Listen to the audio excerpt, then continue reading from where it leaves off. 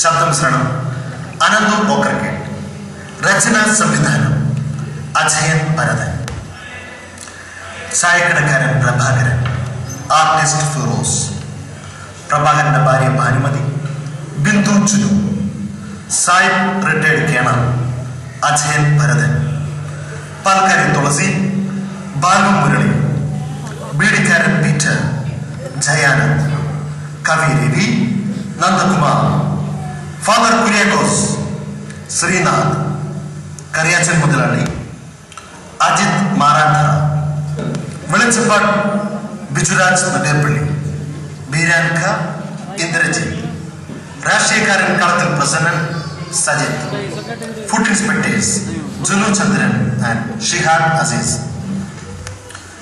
അടുത്ത ഒരു ബില്ലോടുകൂടി നാടകം ആരംഭിക്കുകയായി. എന്റെ ചായക്കട.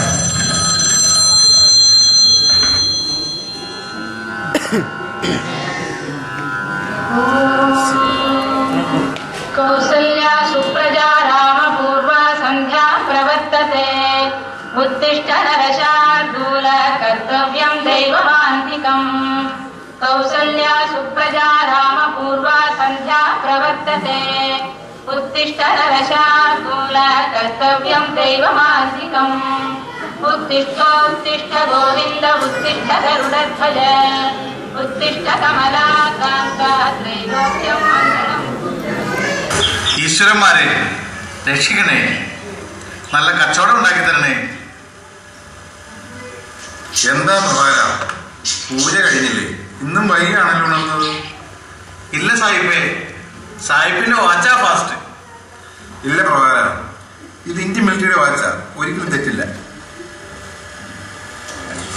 സാഹിബ് പറഞ്ഞതാ ശരി. ചേട്ടനോട് ഞാൻ പറഞ്ഞതാ സമയമായെന്ന്. നല്ല തണുപ്പാണെന്ന് പറഞ്ഞുകൊണ്ട് കുറച്ചുകൂടി ഉറങ്ങി. അതാണ് സത്യം. ഇത് സ്ഥിരം പല്ലവിയ അല്ലേ പ്രഭാകര? കൃത്യസമയം വായിക്കുന്നത് ഏതൊരു പട്ടാളക്കാരുടെ ശീലമാണ്. നിങ്ങളോടൊന്നും പറഞ്ഞിട്ട് കാര്യമില്ല. പ്രഭാകരേട്ടാ, ഒരു ചായ കടുപ്പത്തിൽ. എന്താ സാഹിബേ, ചായ കുടിക്കുന്നില്ലേ? ഓ, സാഹിബിന് തുളസിയുടെ പശുവിന്റെ പാൽ എത്ര? എന്താ തുളസി, നീ ഇന്നും വൈകിയല്ലോ? ഇല്ല സാഹിബേ, ഞാൻ കൃത്യസമയത്ത് തന്നെ ഉണർന്നു. പക്ഷെ എന്റെ പശു ഉണർന്നില്ല, അതാ ഞാൻ വൈകിയത്. കാണിവെടുത്തി, ഇതാ പാല്. തുളസി, നീ ആ പാലകത്തേക്ക് എടുത്തോളൂ. പ്രഭാകര, എന്റെ ചായ എടുത്തോളൂ. അല്ല സാഹിബേ, തുളസിയുടെ പശുവിന്റെ പാലും മറ്റുള്ള പശുവിന്റെ പാലും ഒന്നല്ലേ? ഒന്നല്ല, നിനക്കത് പറഞ്ഞാൽ മനസ്സിലായില്ല. ദേവി, എനിക്ക് കഴിക്കാൻ എന്തെങ്കിലും വേണം. ഇന്ന് ഒരു ബാധ ഒഴിപ്പിക്കുവാനുണ്ട്. അത് ഏത് ബാധയെ കുറിച്ചപ്പാടെ? അതേതായാലും രാഷ്ട്രീയ ബാധയല്ല.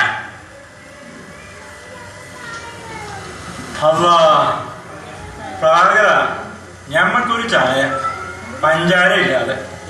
അതെന്ത് പറ്റിക്ക? ഇന്നലെ ഞമ്മള് ചെക്ക് ചെയ്തപ്പോ ചോരയിൽ നിറയെ ഹലാക്കിന്റെ പഞ്ചാരയാണെന്നാണ് പറഞ്ഞത്. ഒരു പിടി കുടിയേറും തന്നിട്ടുണ്ട്. സൂക്ഷിക്കണക്ക. ബീറ്ററെ, എനിക്കൊരു ബീഡിതാ. എല്ലാ കുഞ്ഞാടുകളും ഈ മേടയിലുണ്ടല്ലോ. ആരെയും പള്ളിയിലേക്ക് കണ്ടില്ല. പീറ്ററെ, സത്യക്രിസ്ത്യാനിയായ നിനക്കെങ്കിലും ആ പള്ളിയിലേക്കൊന്ന് വന്നുകൂടെ? അച്ചോ, ഞാൻ ആ ലാസ്റ്റ് നിലയിലുണ്ടായിരുന്നു. ശരിയാ, ഞാൻ അവിടെ ഒരു വര കണ്ടായിരുന്നു. കറിയാച്ചനെ പള്ളിയിലേക്ക് കണ്ടില്ലല്ലോ.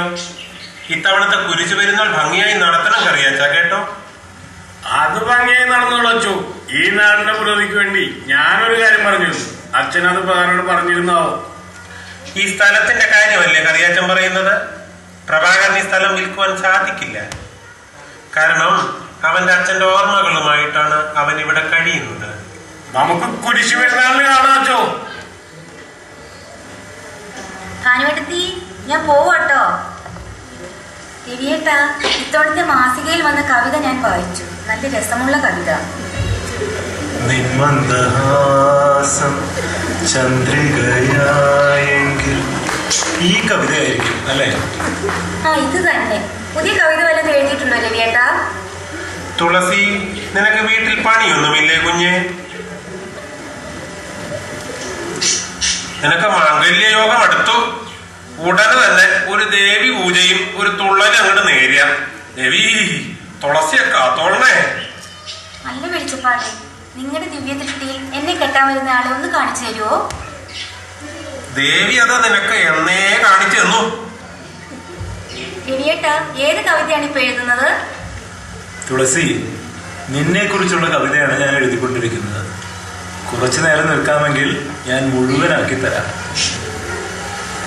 ഈ നാട്ടിലെ പ്രശ്നങ്ങളൊക്കെ പരിഹരിക്കാൻ ഞാൻ ഒറ്റ രാഷ്ട്രീയക്കാരനേ ഉള്ളൂ. തുളസിയുടെ പ്രശ്നങ്ങൾ എന്നോടുകൂടി പറയുന്നതിൽ തെറ്റില്ല. ഓളുടെ പ്രശ്നങ്ങൾ നിന്നോട് പറഞ്ഞിട്ട് എന്താക്കാനാ? ഇത് കവിതയാണ്, അതിന് കുറച്ച് വിവരമൊക്കെ വേണം. രബി, നീ കവിത എഴുതിയെങ്കിൽ തുളസിക്ക് കൊടുക്ക്. തുളസി, ഈ കവിതയൊന്ന് ചൊല്ലാമോ?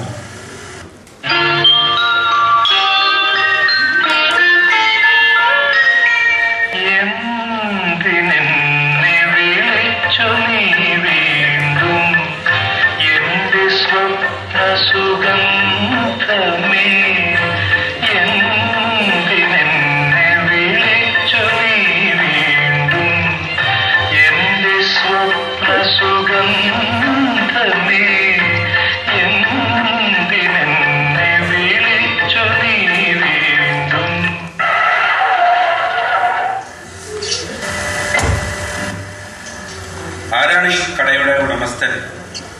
ഞാനാ സാറേ ഈ കട നടത്തുന്നത്. എന്താ പ്രശ്നം?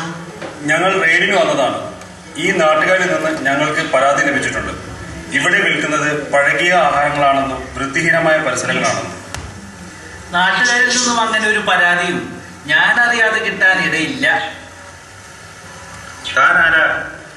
ഞാനാരാണെന്ന് ഈ നാട്ടുകാരോട് ചോദിച്ചാൽ മതി.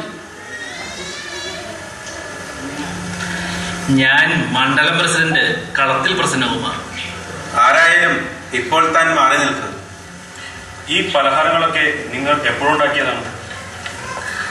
അയ്യോ സാറുമാരെ, അതിരാവിലെ എഴുന്നേറ്റ് വിറക് വെച്ച് ഊതി കത്തിച്ചുണ്ടാക്കുന്ന പലഹാരങ്ങളാണിതെല്ലാം, അല്ലാതെ ഗ്യാസ് ഉപയോഗിച്ചല്ല. അതൊന്നും ഞങ്ങൾക്കറിയണ്ട. ഞങ്ങൾക്ക് കിട്ടിയ പരാതി അനുസരിച്ചാണ് റെയ്ഡ്. എന്റെ റബ്ബേ, പരാതിയാ?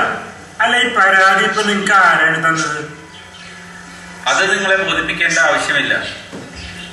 എന്താ ഇത്? എടുത്ത് മേശപ്പുറത്ത് വെക്കുക.